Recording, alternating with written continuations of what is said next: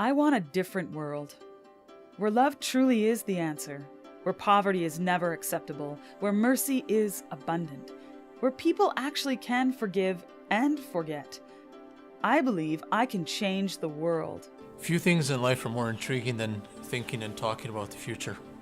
However, we also know that it's one of the most stressful things in life.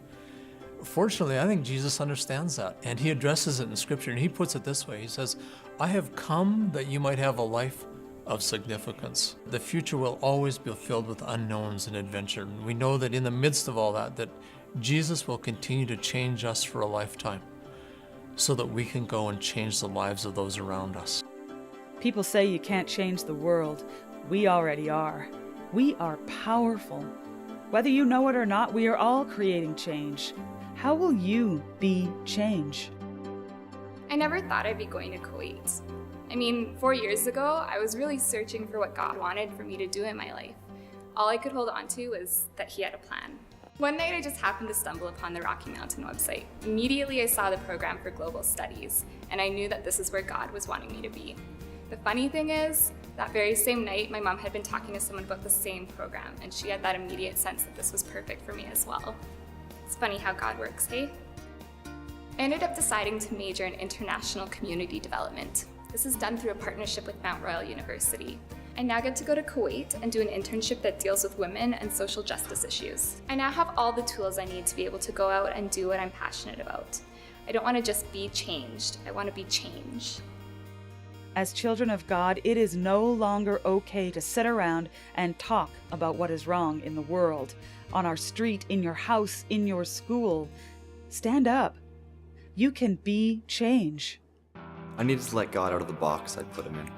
So I decided to attend the EDGE program. It was 8 months of really learning a lot about who God is and how he works. You didn't really know what to expect, so you had to be prepared for anything.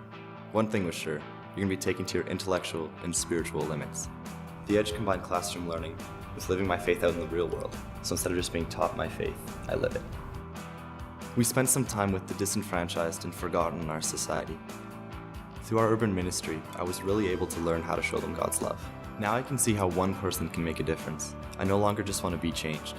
I want to be changed. Drop one pebble in the pond, change the pond. Drop your prejudices at the door, change your heart. Together, we can change the world. An old park bench is not the first place a person thinks that their relationship with God will grow. I used to be very cynical and suspicious of the church and Christianity, and all I saw was the shallowness that it had to offer. When I came to Rocky, I found a place where I could ask some very hard questions, and it was okay. It was through classes like theology, some spiritual formation, even youth culture, that really opened my eyes and helped me to see the world differently. But it was those times on that old park bench, reflecting on the things that I had learned and heard, that my faith in God and my relationship really began to deepen.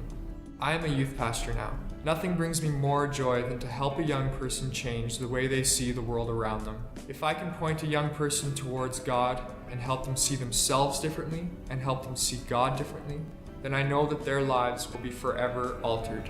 I don't want to just be changed, I also want to be change. Give your money away. Give your time away. Adopt a child. Plant a tree. Be grateful.